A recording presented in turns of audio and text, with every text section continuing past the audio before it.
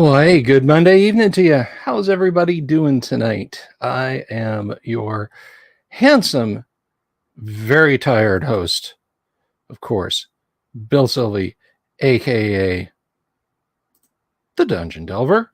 And it's good to see you all. It's good to be seen by you all. Although you all appears to be none right now, but that's okay. But just the same. Just the same. Well, hey, GR. Thank you for stopping by. Anyway, welcome to it, guys. This is kind of the new look. I got some new stuff here.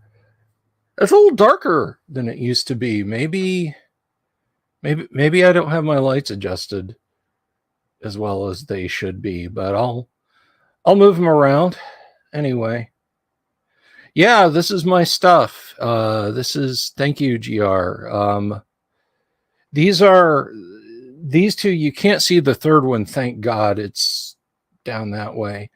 But these are bookshelves that I had in my master bedroom, and we had new bookshelves, better bookshelves. So I moved these out here, and I have spent from Wednesday evening to now trying to slowly get things in order, and it's gone okay-ish.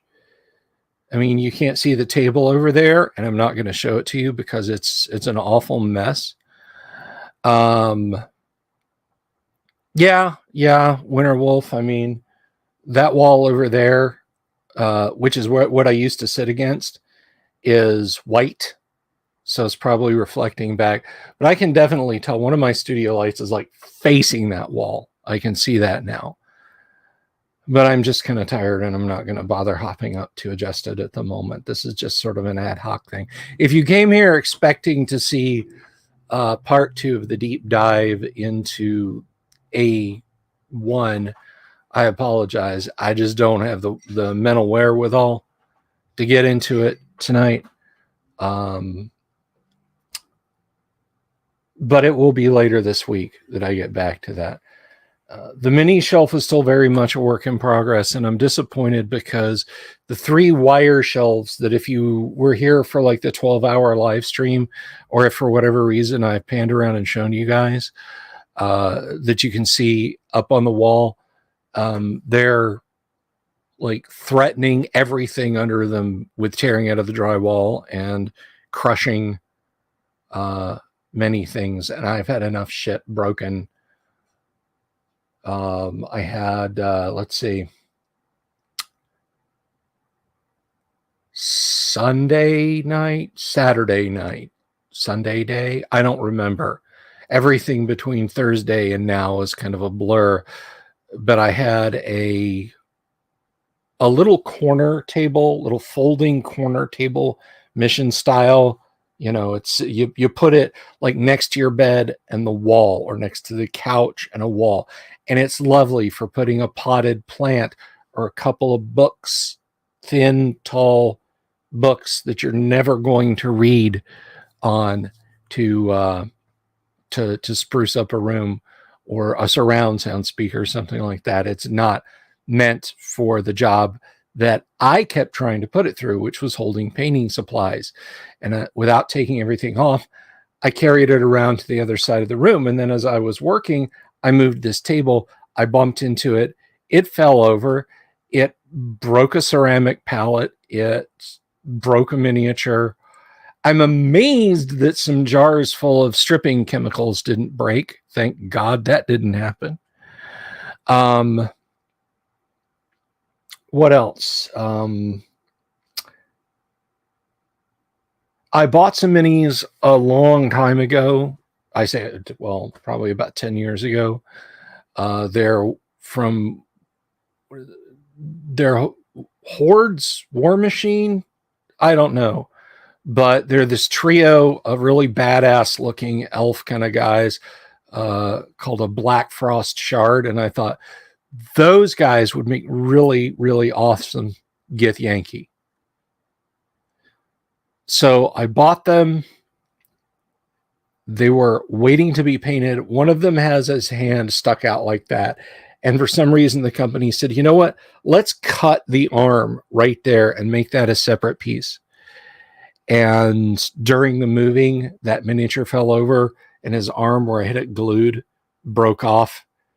And we're talking about a miniature. So that arm from elbow to hand is like 3 millimeters, maybe probably closer to 1.5. It's gone. It's completely gone. That makes me very sad. And one of my pre-painted miniatures from E4M, no, from Holistic. I don't think they make those anymore, but this just happened tonight. I moved one of these monitors. These things are as flimsy as paper. And I moved the monitor over and it landed on top of him and just snapped him right off at the ankles. Just bent him against the base. Oh, and he's like fighting with a chain.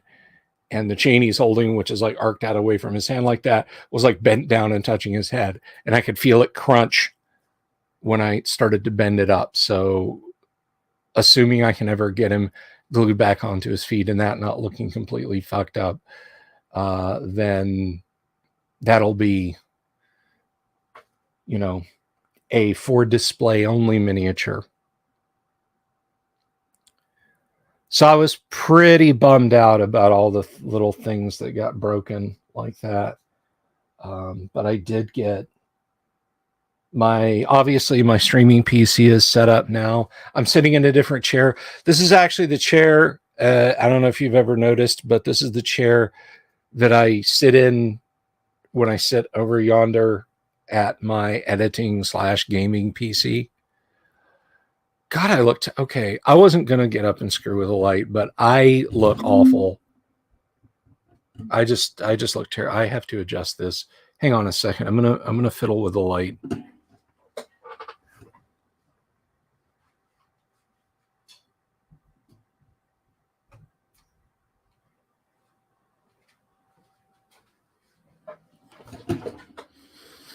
Yeah, that's worlds better. There's some hot spots on some things behind me, but I think this is a lot better. Don't you guys? Just let me know in the comments if you think that looks better.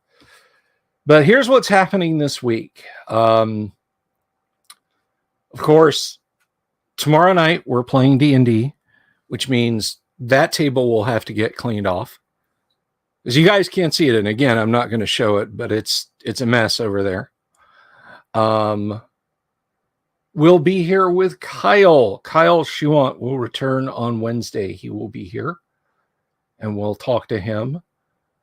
And we got a host of topics to talk about.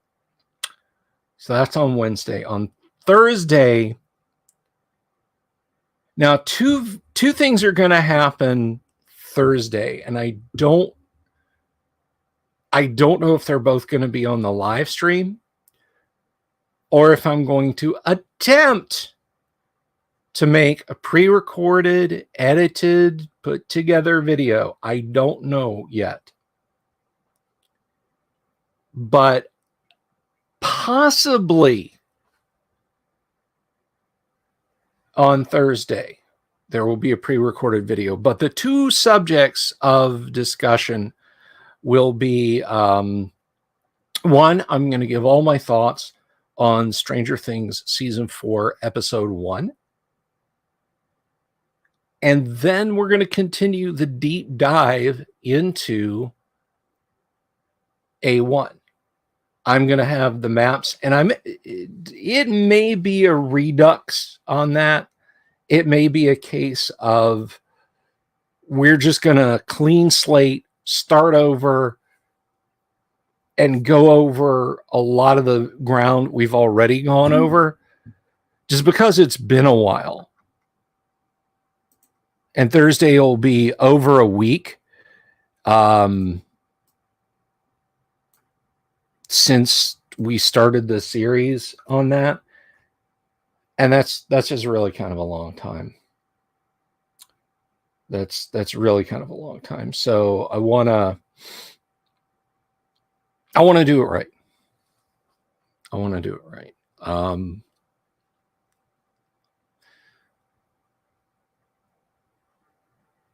But anyway, what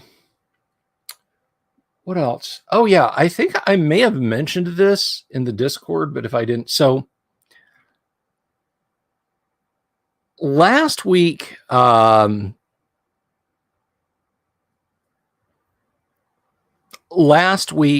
did a joke video, a little haha, very, very funny thing. And I was actually standing against this wall. There was nothing over here.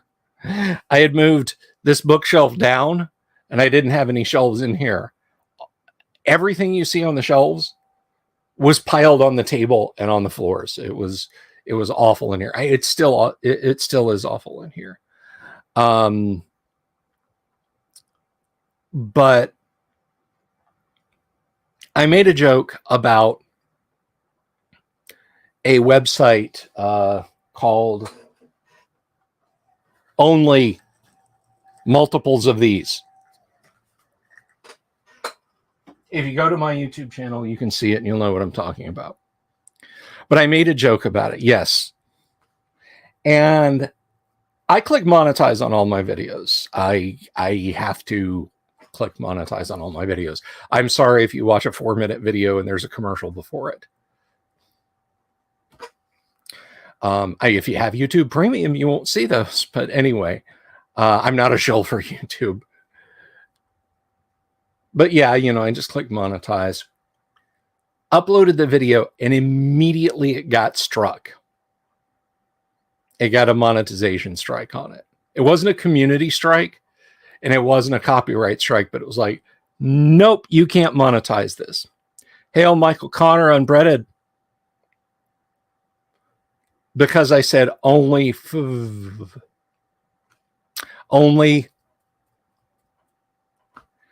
So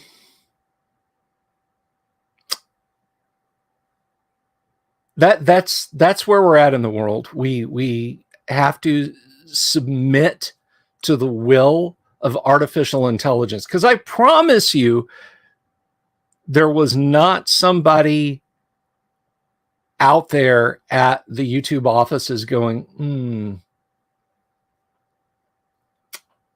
that's a terrible dad joke. I can't monetize. I'm just click. No. A robot heard me say the word only, followed immediately after that, not with a few seconds pause, not with a delay like I'm putting in right now. So it happens again. So the next word that I said after that, immediately after that, without any delay, was fans. And they zapped it. And so I went and I clicked submit for review, because that's some bullshit. Because what I did, if you didn't watch the video, was I did kind of this fake, everybody does the, even if it's not an apology, you know what I'm talking about, the apology video, where people are like, guys, I need to get serious for a minute, okay? Some stuff's going on and I need to talk to you seriously. I know we joke around a lot, guys, but this is serious, okay? Let's have a serious talk here. And so I did this wind up about needing to grift more and said only that I was starting an only. And then I moved my phone around, and hanging from thumbtacks on the wall were 320 millimeter cooling fans. And I panned back around and just deadpan serious, said, thank you for your support at this time. And that was it. And it was a stupid dad joke. YouTube's algorithm, being YouTube's algorithm, obviously thought that I was trying to send you guys off to a lewd website.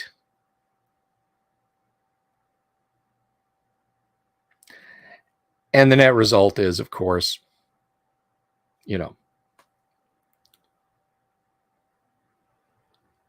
But we live in a time, how many times today alone, all 4 of you guys out there, I'll tell you a little profanity bot story too in just a second. It's more of a filtering software thing, but it is effectively a profanity bot issue. How many times have you guys been just today confronted with click all the squares with buses in them? And then you click I'm not a robot. And then it comes back and says, click all the squares with hang gliders in them. And you do it again. And you think you've gotten them all, but it won't let you click I'm not a robot. We've reached a stage in human evolution where the Turing test has been yanked inside out. We have to prove to a machine that we're not machines. The Turing AI test has been weaponized against us. So the funniest thing, I thought this was funny, and I thought this was a stupid sysadmin trick. But a university in the UK, way back in 1989, decided that on Usenet and email, there will be no foul language sent out. None whatsoever by faculty or by students. If you wanted to make a post calling somebody an MFer, you could call them an MFer. But if you spelled out the actual words, it would literally bounce off the inside of their filter back to you. You would get a nasty message saying, this isn't permitted, and it wouldn't propagate. It wouldn't go past their mail servers.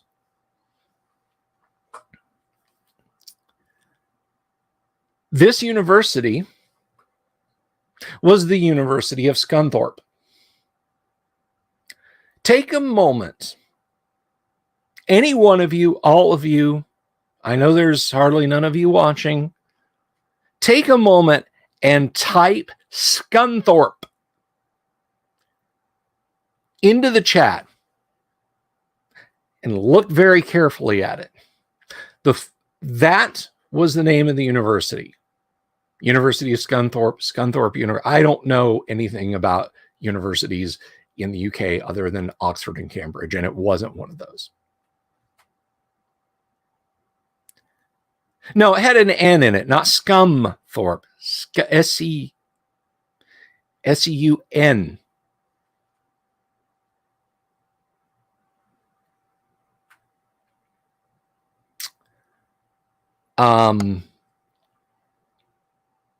But yeah, just type that out here. I'll do it. I mean, I'm not worried about.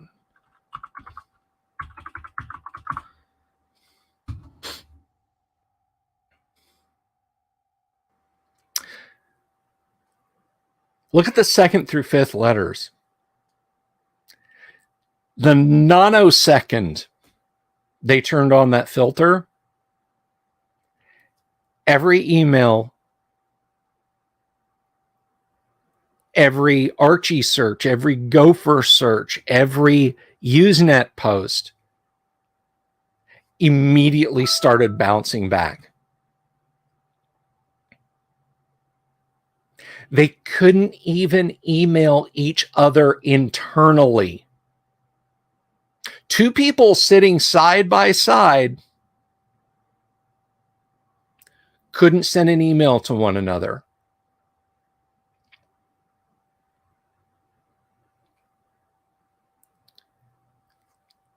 Two people sitting side by side, the email wouldn't, it would route out to the email server and then get bounced right back because of the second through fifth letters. Because they were going to do something about inappropriate language on this burgeoning thing called the internet, and nobody would say no words. And the C word was on their list of no words. And don't you think you can hide it? No. Don't you think you can hide it?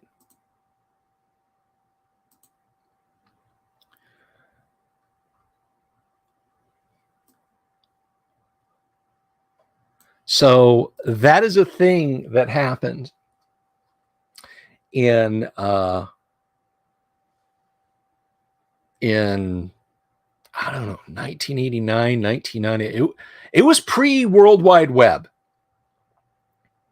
Literally, the only thing to do on the internet was to ping somebody, or, you could play a mush or a mud. You could use an FTP site. You could do an Archie search or a Gopher search. Or you could send an email. That was it. There was nothing else.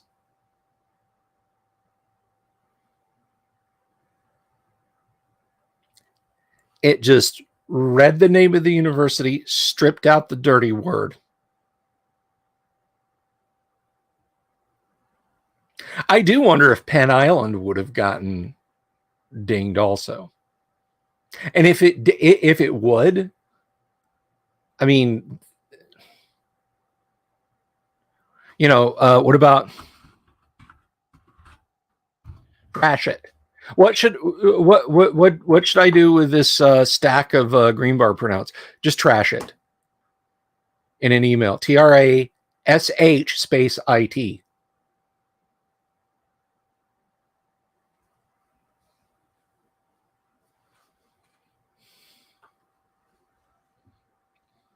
Oh yeah, no, I know there was a lot of research stuff out there, but it was just text files. It was just text files being moved out. Even digital data. So we had a thing back then, if you're young, or even if you just weren't using the internet at the time, that was called UU encoding, Usenet. I see uniform, Usenet, uniform, Usenet. But if you go and you force WordPad or Notepad, even Notepad's your better bet. If you force Notepad to open, say, a JPEG, you'll actually see some recognizable words in the beginning. That's metadata about the photo. But there were Usenet groups dedicated to video games, images, electronic files of all kinds. And you would use what was called a UU decoder. And you could download all of these messages in pieces, and the decoders would hunk everything together. And out of what looked like a spew of gobbledygook, you could get a video game or a photo or an audio file or a video clip or what have you. So there were ways to move digital data around, but it wasn't like now. It wasn't like, just move your mouse and click something. That literally didn't hit until Tim Berners-Lee came along. Now, a lot of people had ideas about this, and I've talked about this before. One of the most interesting things you can look at on the internet, if you're like me and documentary level stuff really excites you, go check out the mother of all demos. There's the long form, the entire video and it's like an hour and 40 minutes, or you can see just like the quote unquote interesting parts compressed down into like 23 minutes. Thank you, Luther.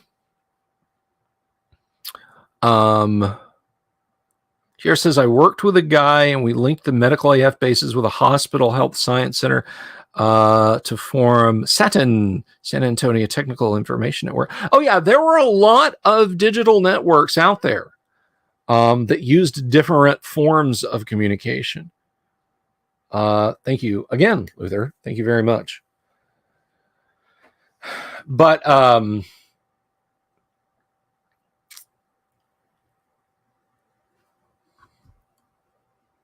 I'll scroll back up. Hang on a second and see things that were said. But anyway, there were lots of digital networks, but what was this? It's talking about Usenet. Oh, right. Go all the way back to 1968, and a guy named Doug Engelbart did this amazing demonstration. He was using a mouse. He was highlighting text. He was copying and pasting text. He was creating hyperlinks inside documents, all on screen. He had context-sensitive drop-down menus, Silicon graphics style. Well, they were Silicon graphics style at the time. If you right-click on screen now, stuff pops up. But there was a period where a context menu wouldn't open, and SGI were kind of the first to really popularize it. But all of these different things that he did, this was in 1968, and he wasn't doing it locally. He was using a computer on stage in San Francisco, communicating with a mainframe in Menlo Park, many, many, many miles away, in 1968. And that was for Xerox. And Xerox kept coming back to and working on this. Now, when Visi came along, and Xerox hit first with the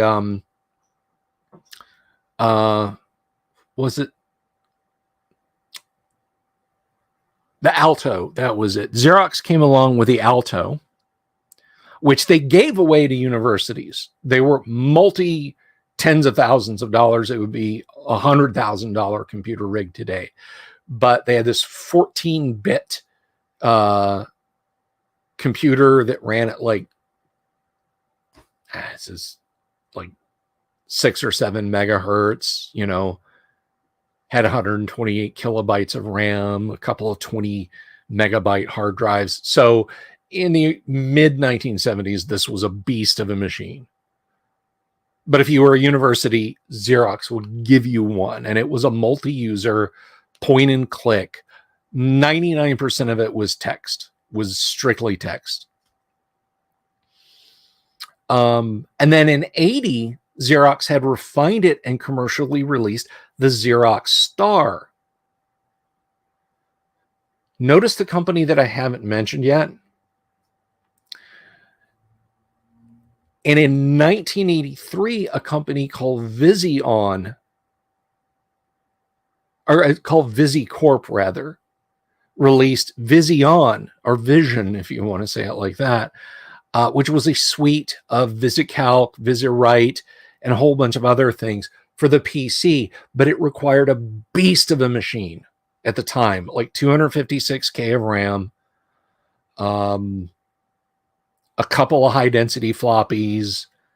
I think a hard drive was optional, but not really. And it was a Visi operating suite.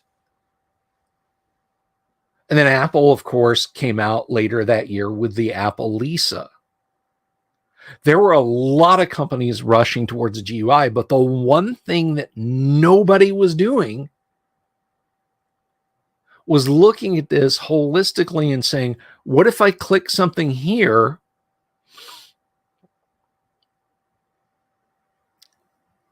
and I have it happen on a computer over there? It was a pie in the sky dream. I mean, Xerox was working with X Windows and Xterm to try and make that a reality, but it wasn't really something that the average home user could want or need.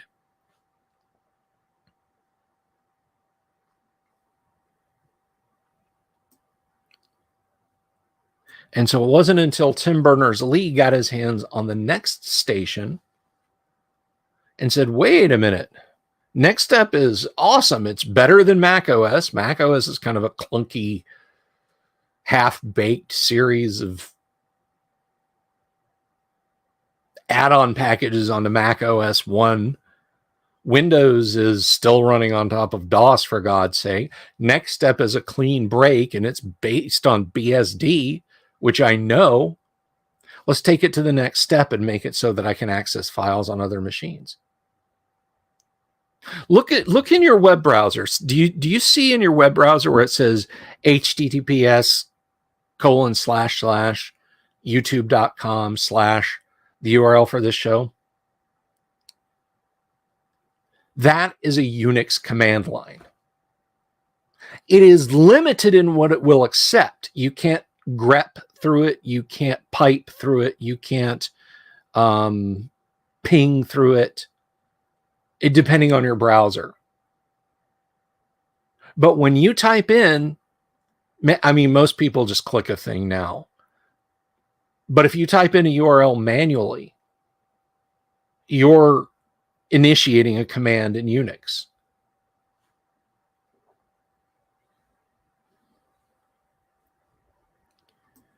So there's a lot that's happened in computer tech over the years that really has its roots. I mean, it just kind of blows my mind that we are this close to being 60 years out of what Doug Engelbart did. I mean, it just, the mouse, the keyboard, double clicking, right clicking, clicking and dragging, hypertext, opening a file on a remote machine in a windowed system. All of that in 1968. What an incredible arc of history that is. And unfortunately, Xerox didn't know what to do with it. Xerox did not know what to do with it. So instead of, having a mouse-driven GUI by 1970, I mean, I think the first personal computer was the Kenback 1, and it was literally a blinking lights machine. I think it had like 16 bits of memory. It was literally just, you could load stuff into an accumulator by flipping switches and get some blinking lights out of the front. Not even like an Altair or an MSI 8080, where you could hook a terminal to, a TV terminal to it and a keyboard and a paper tape reader and eventually a floppy drive, or, if you had $5,000, a 5 megabyte hard drive. So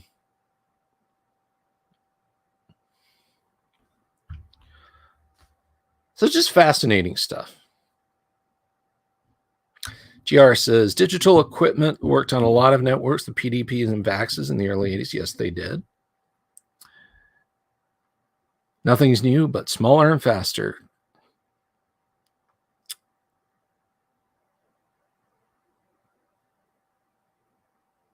You watch one of my older vids, I interviewed Jeff Chalanian. Yeah, Jeff's a great guy. We'll have to have him back on the show one day.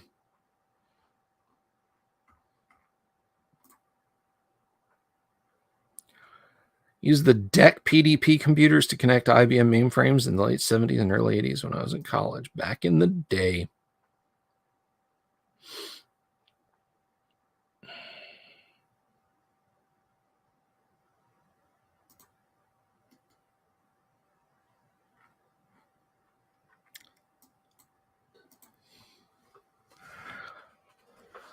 But anyway, the point that I was making is,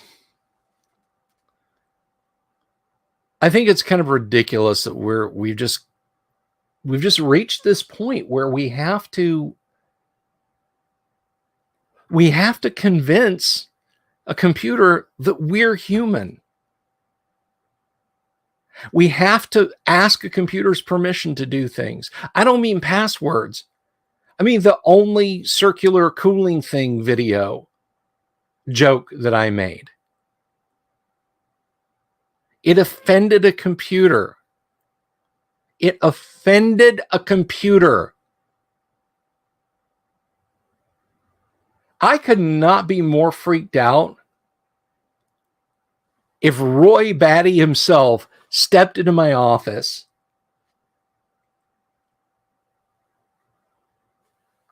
and started spouting off about attack ships on fire. Just so weird.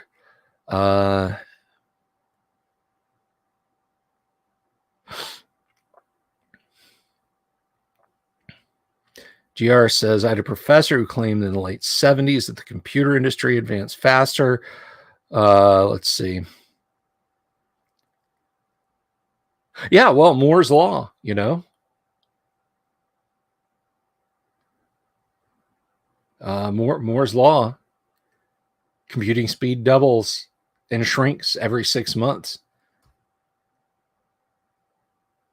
So Luther's saying, Jeff is on your Mount Rushmore of cool. Well, that's nice to know. I'll have to have Jeff over again. We'll have Jeff on the show. That's the problem with censorship. And I wonder, I mean, this show, what I do, is a creative endeavor. I do this, I endeavor to create. I endeavor to be creative. And insofar as I do,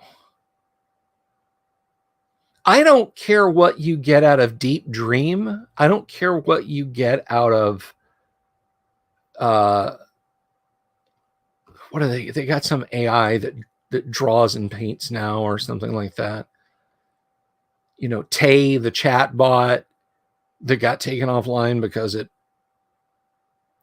people started feeding it horrible stuff and it started feeding back. Mark, pseudo apt, get a clue. Love it. I literally had to have a human explain to a robot why what I did had artistic merit.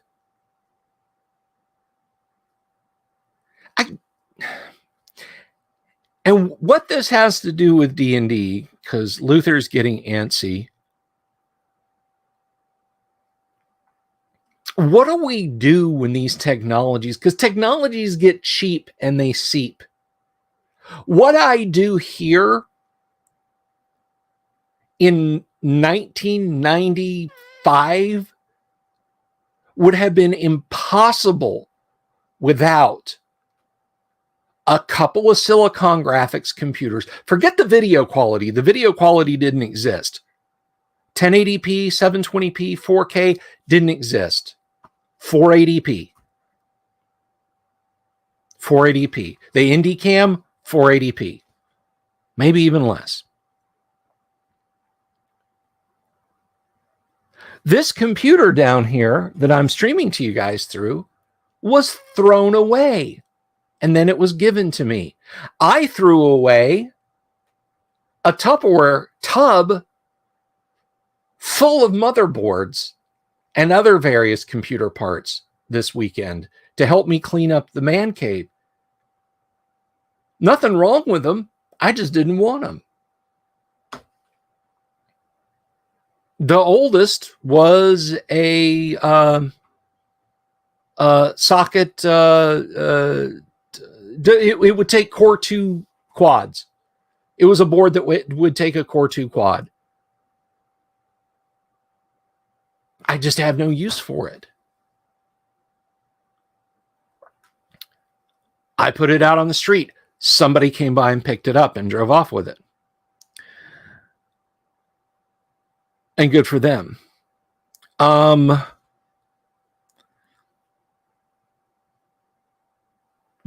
here's the thing.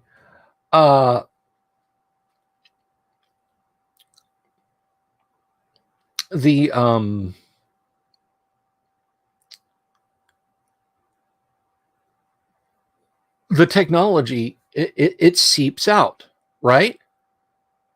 I threw away computers that 20 years ago would have been government guarded secrets in terms of computing power. 30 years ago, they would have been regarded as alien technology. 40 years ago, they would have been effectively magic.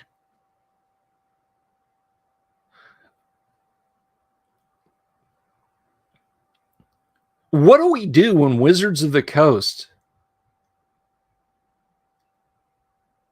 sits an AI between people that want to play Dungeons and Dragons and classic D&D?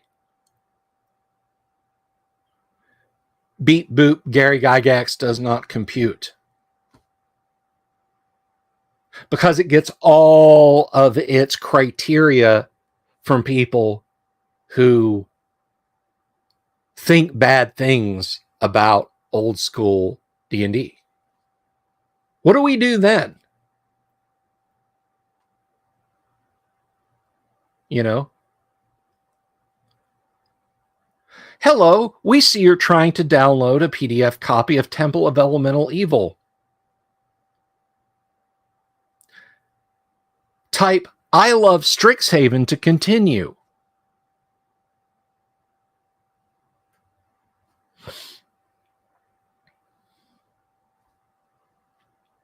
I mean, it's a bit of a stretch, but when we go from only major companies have multi-processor machines and megabytes of RAM to only major companies have multi-CPU machines and gigabytes of RAM to we've hit the technological roof. Everybody can have access to this stuff.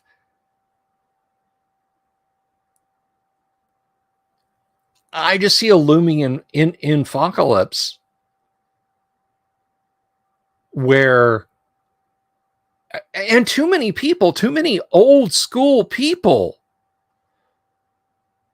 rely on PDFs and electronic distribution. Because D&D isn't in here. It's in here. D&D is not on your phone. It's not in PDFs on flash drives. It's in books. It's printed on paper.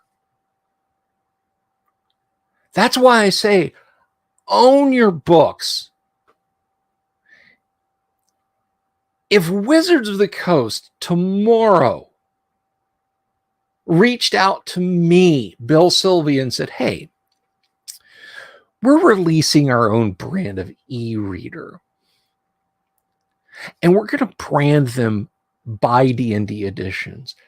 We're going to send you the AD&D e-reader. It's going to be great. You can get software updates, and when we get newer, cleaner PDFs of scans, we'll send them to them, or e-book files. We'll send it straight to you over the internet. Any 4G, 5G, or Wi-Fi connection. Just if you get it, review it on your show, and you can keep it. You know, you'll have to say it's an endorsement, but that's okay.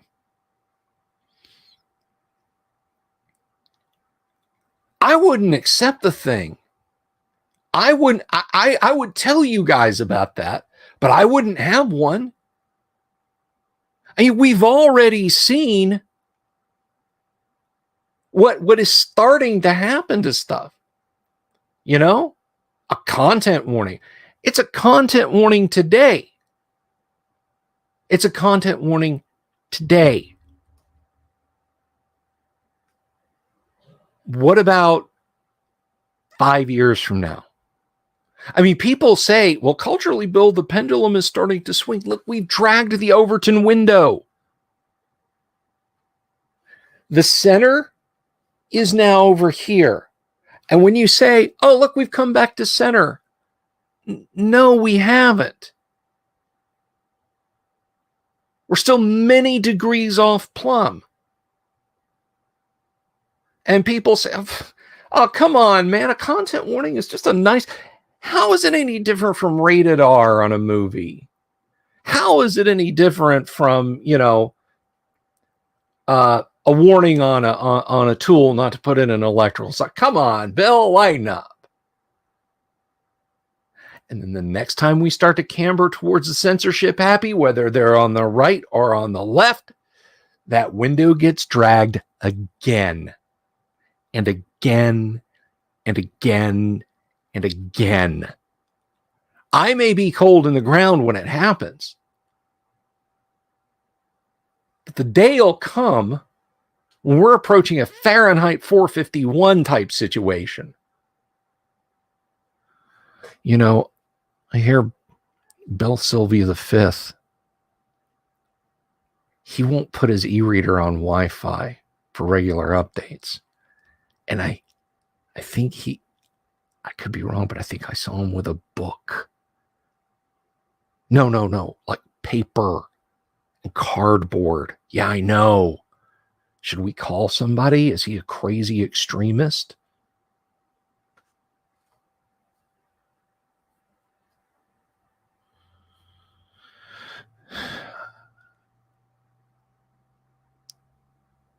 That's Luther, that is hilarious. Of all the stuff you said that makes me laugh, that is the funniest. I don't understand how pirates work. That's cute. I like that. That's funny.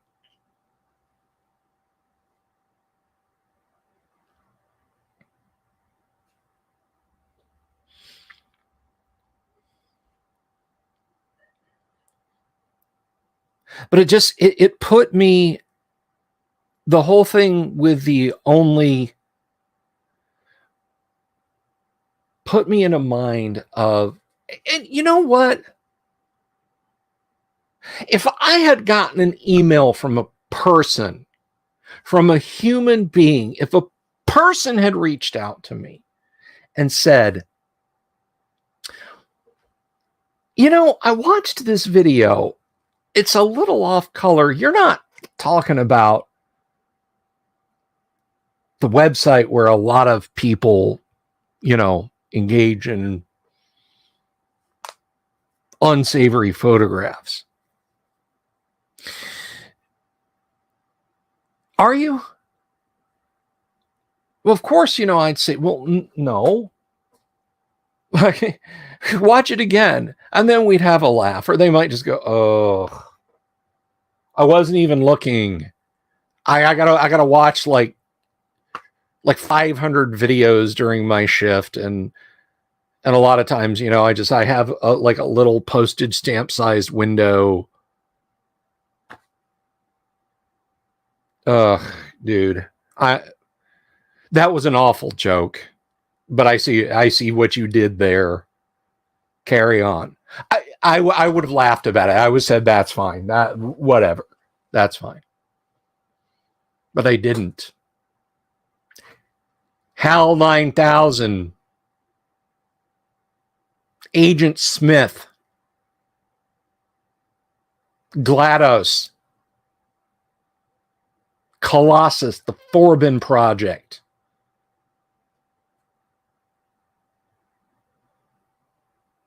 Skynet made a decision and had to be corrected by a human.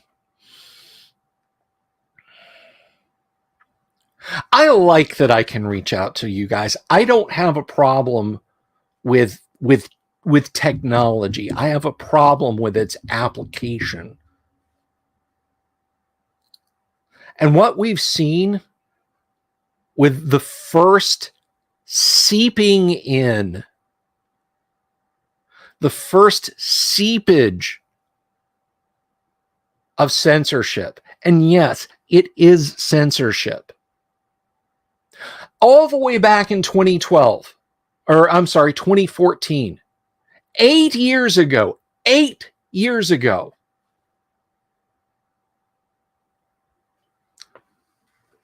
with this release of AD&D.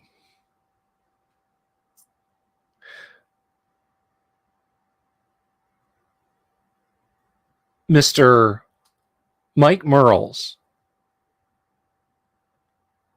proudly stated in his production log, because they were building hype and FOMO for this, because they only made 5,000 of them.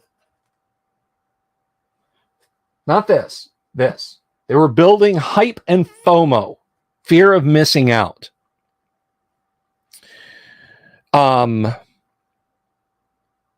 He proudly announced working through the core books laid out for printing, working on the supplements. Removed some frankly tasteless art from Eldritch Wizardry, or something to that effect.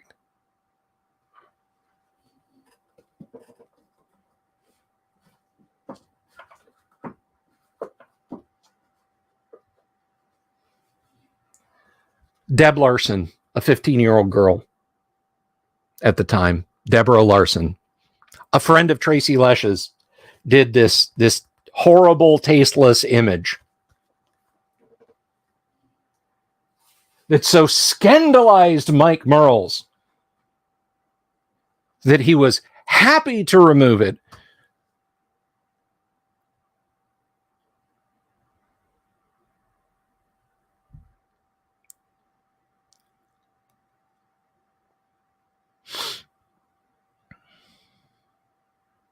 Yeah, same Luther. I lived through the Satanic Panic too. It made my desire to play Dungeons and Dragons skyrocket. Everybody else was playing it. My D&D books got put up in a closet, and I was told not to touch them. My parents at least didn't burn them. So yeah, there was a good stretch through a couple of years in middle school where, unless they were out of the house, and then I would just, go to the linen closet and pull my D&D books out and look through them, but I certainly wasn't playing them. Science fiction RPGs,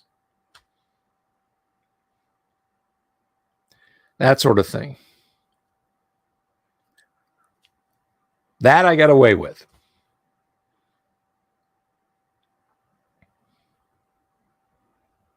But at least our parents could get over it. Although I will say, I have seen people comment in forums, discussions, and emails, and even just to me in conversations. But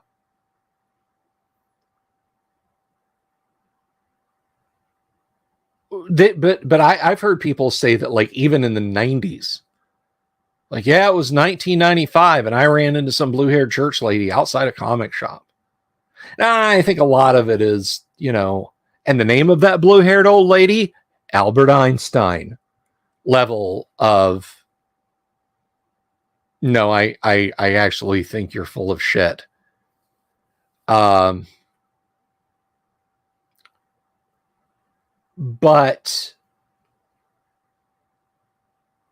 no, I think there are people who legitimately, over the years, even until now, have had to deal with it.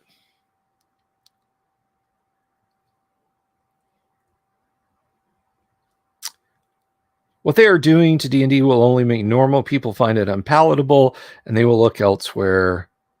This is a good thing.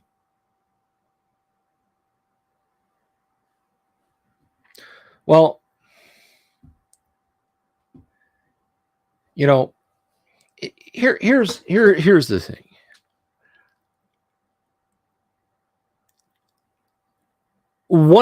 for good or ill, the dynamic of change in D&D has caused an unending cycle of every so often we're going to release a new D&D, and people will jump to the new shiny.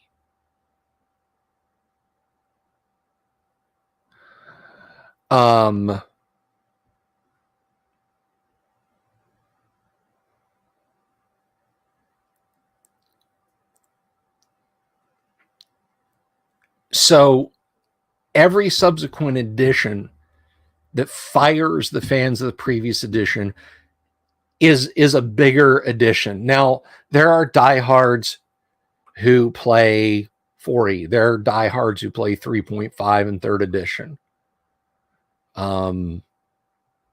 There are people I know who are like, I'm like, AD&D forever. And they're like, yeah, AD&D forever. And I'm like, ascending armor classes, or descending armor classes where 0 is best. And, I'm like, granular saving throws, Greyhawk, Forgotten Red. Wait a minute, what? Yeah, Greyhawk. I thought we were talking about AD&D.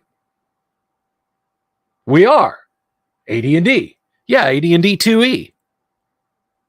And that's when it comes to blows.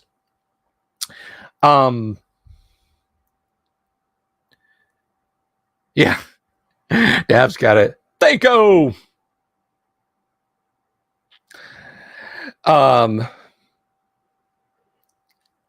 So there's been this unending treadmill going forward every year of change and change and change and change.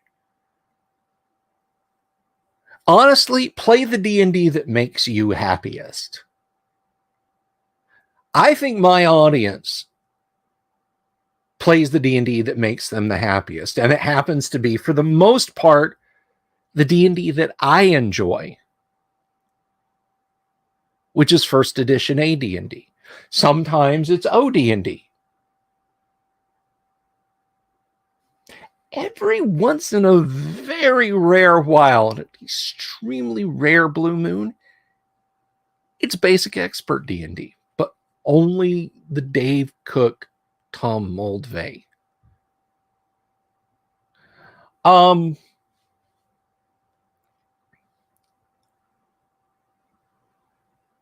So do that.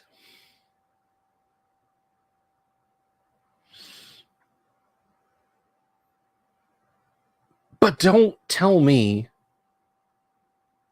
don't come at me with this idea that my old D&D is bad, is objectively bad for people. Because like Luther, like Eldrad here, Eldrad's got a hell of a story. You guys, I hope you saw that in the comments.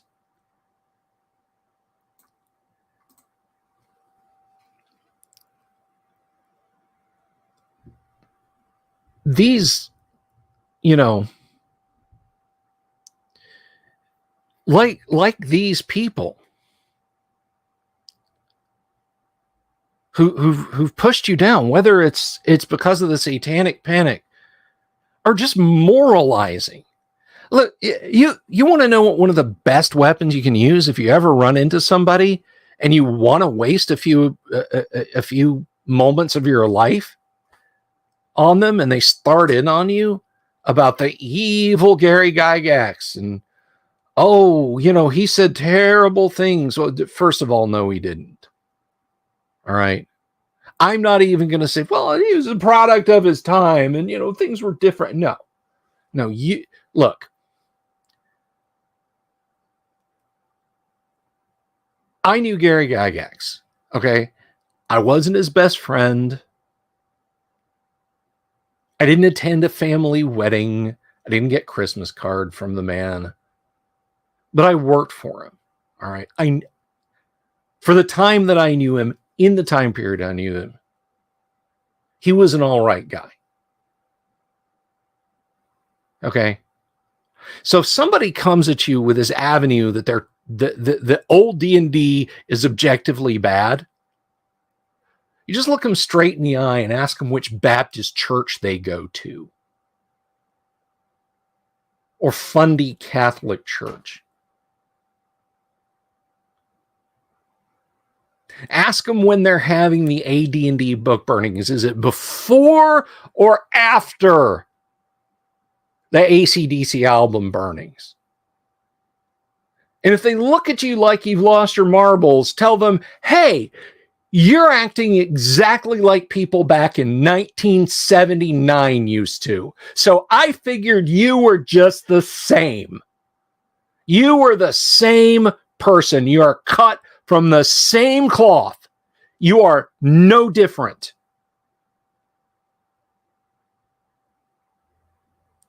And if you say, "But I'm not saying not to play D&D." Yes, you are. Yes, you are. Why do you kids have to play D&D? That's a bad game. Why don't you play Monopoly? It's a game. If you like to play games so much, play Parcheesi.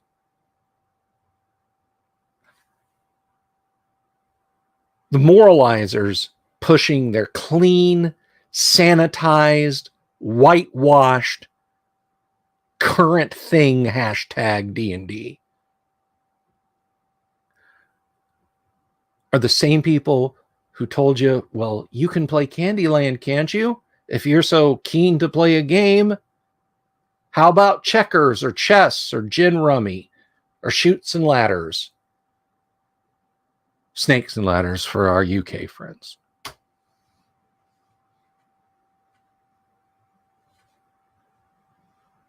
But I know that's not everybody, okay? I know there's plenty of people who enjoy various editions of D&D. And I have met a few, a narrow few, but a few people who have played Greyhawk from the days when it was just the vaguest notion. Not Vegas notion. Bright light city gonna set my soul. There's some singing.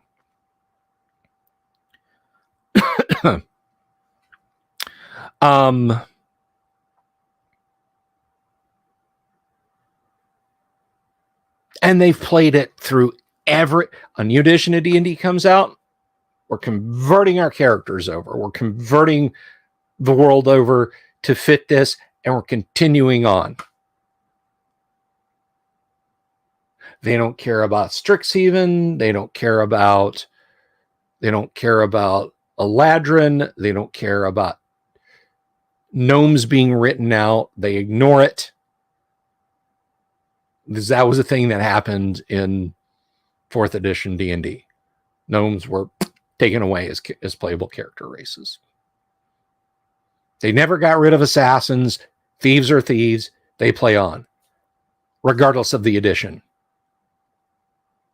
They play on. And that's awesome.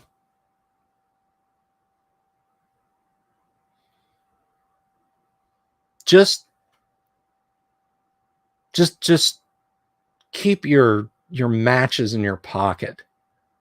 Okay? And this goes all the way back to the initiative I talked about back this past winter that's still going to happen. This initiative had to happen first.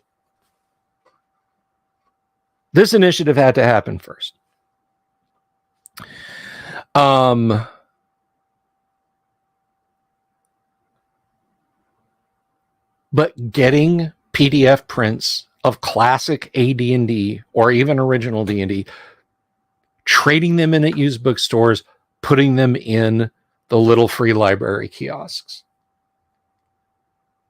I'm still working towards it. Like I said, life keeps getting in the way, but I'm still going to do it.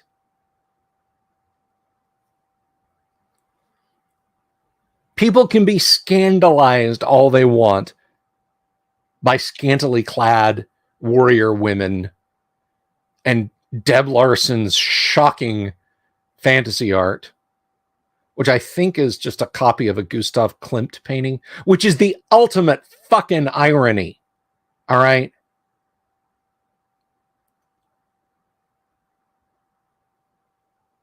The radical workers' party that took over Germany in the 1930s. I'm going to be very careful what I say. Again, robots. One of the things they did to show the demented modern art off was they had a huge exhibition of Gustav Klimt's work as to show off this forbidden art. They had lines for they had to shut the thing down because they realized people were coming there to see and consume the art and to take it in and enjoy it.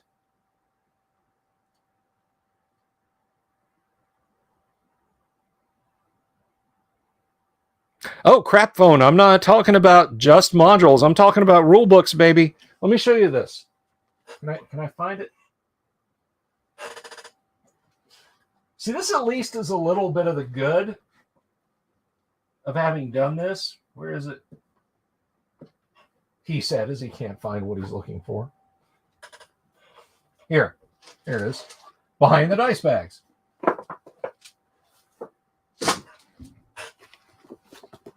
Look here. AD&D core supplements. Worthless. Costs $4 to print on Lulu. These are my last copies, or I'd go stick them in the local free library. I just put them in there. Just drive up, walk up, set it in. See if they got a good like mid-grade Tom Clancy in there. I haven't read Cardinal of the Kremlin in a long time. That was a good one. Red Rabbit was okay-ish, but I really Without Remorse. Ooh, God, that one gives me chills. I love Without Remorse. I'll see if they got a copy in there. But yeah, these.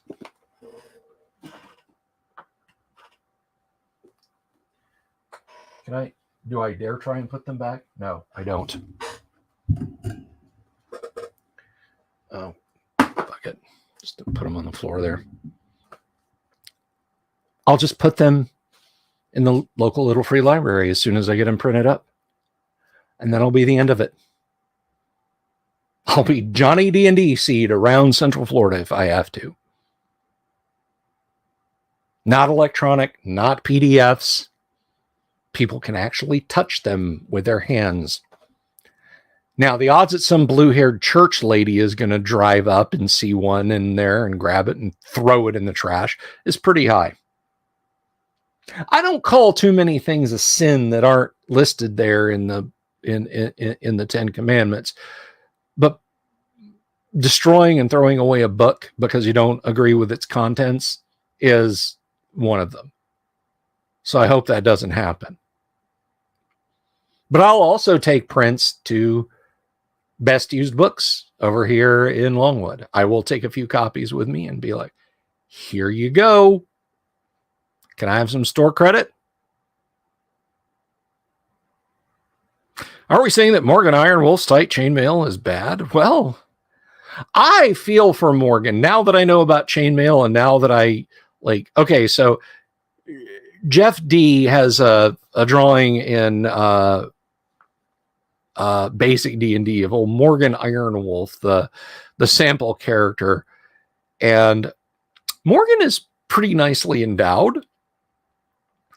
And her chainmail corset is so tight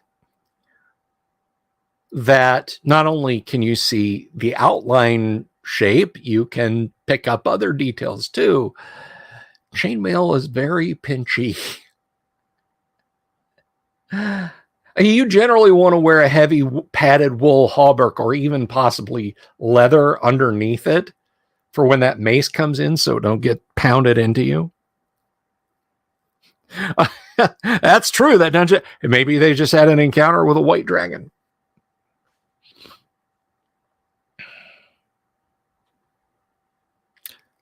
Morgan was the first love of my life. Hey, Morgan was nice, but man, the first AD&D book I had was the Monster Manual, and Demon / Succubus, who is, I mentioned her name before, and I've gone blank on her name. She was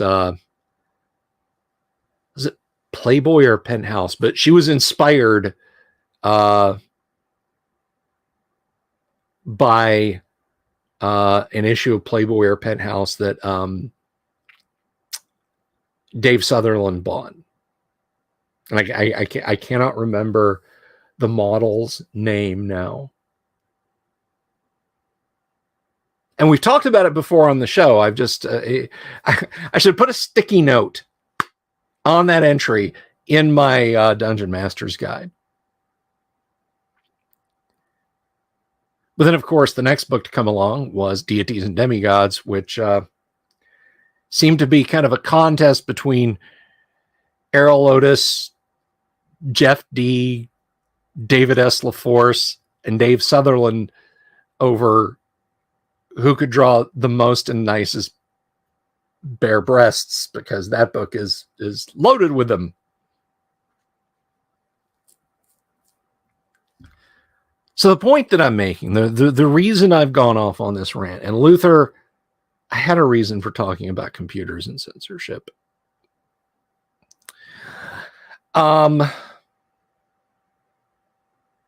Yeah, you know what? It's probably Elfin Chainmail. You know, I'm almost done reading Lord of the Rings. I just we're about halfway through Scouring of the Shire, which I'm thoroughly enjoying. And I think about the Elfin corselet that Bilbo handed down to Frodo, and you know, talking about how lightweight it was and everything. But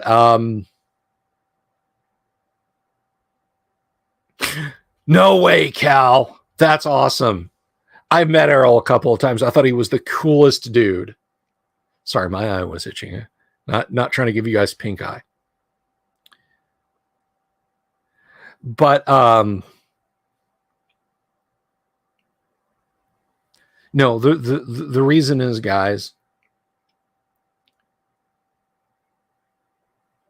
I'm inspired to think of the line in the spirit of radio by the great band Rush. All this machinery making modern music can still be open-hearted. It's not so foolish-hearted. It's really just a question of your honesty. And the same thing applies to where we are with electronics and D&D. You don't have to destroy one thing to build another thing up.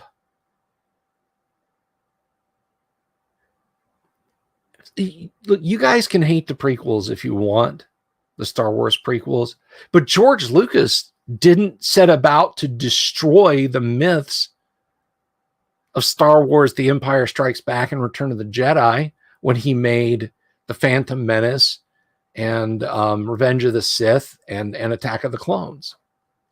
I did that out of order. I know I did, but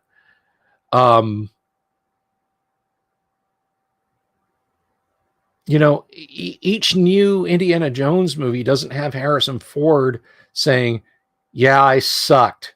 Back when I found the Lost Ark, I was garbage. Anybody who looks back on those adventures with the nostalgia, they need to clear out their head. Yeah, this one is better.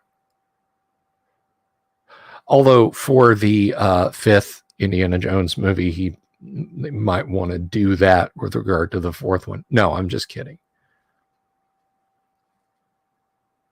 But why is it the people, I know why it is. This is entirely rhetorical. The people who hold D&D by its short hairs now look at new D&D and look at old D&D and think the only way that this can work is if we talk about how bad the old days were.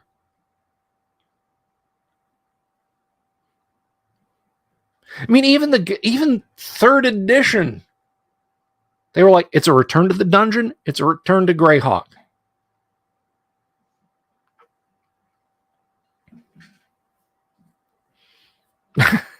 Kate Upton needs to cosplay.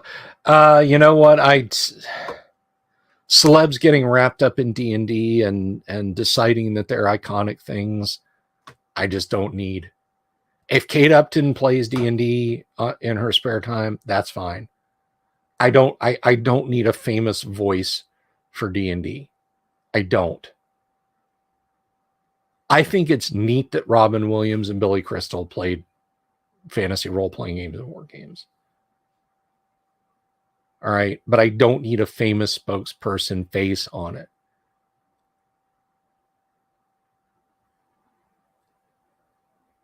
But there's this growing surge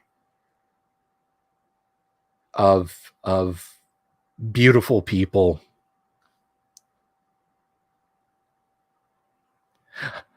who have,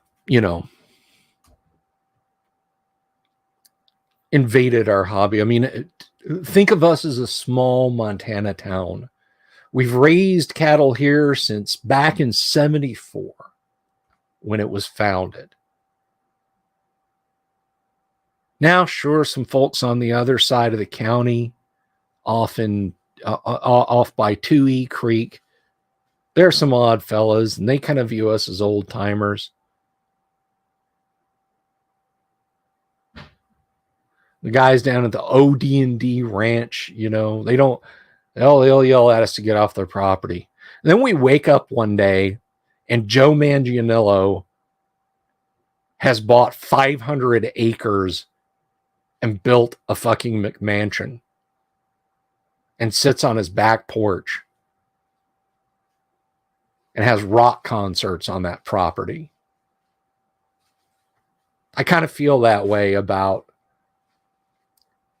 the folks who've moved into the neighborhood. Look, just come in, get yourself a 2-story clapboard, fix it up.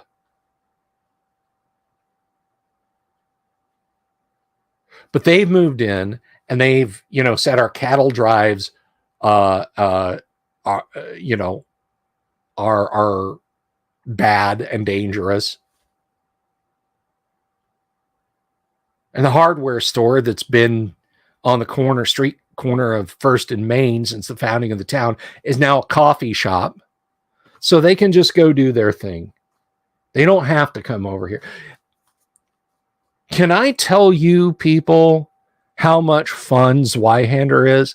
Can somebody please get a hold of Joe Manganiello and tell him that Zweihander is the game that all of the it people in Hollywood want to play?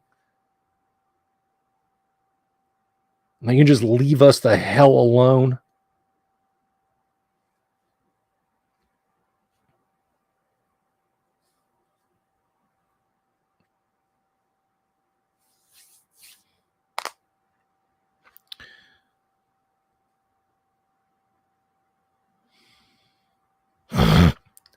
Luther's still talking about Morgan.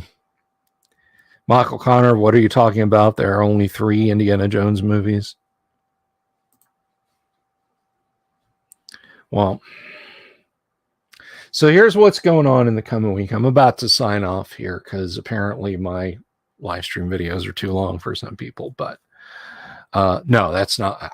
If I had more time, I would stream longer. That's what life would be like if I had invented the stream longer. Tomorrow night, some random talk for a little bit, and then we're playing AD&D. That's right. Nasty old first edition, warts and all, we'll be playing.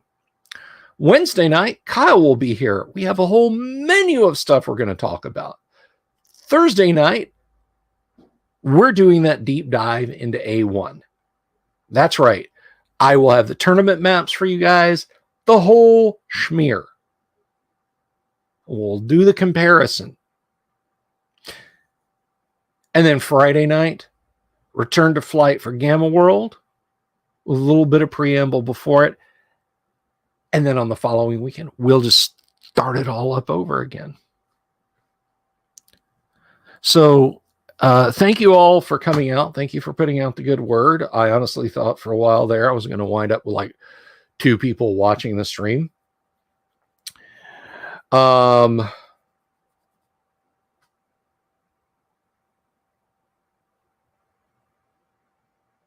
It's not just A1 is not just a steak sauce anymore. I wish I could say that tomorrow when you see this will be all done and it'll be put back together, but I have been informed by the city that if I do not cut my side yard, I'm in trouble with them. So I will be doing yard work all day tomorrow. But that's on me.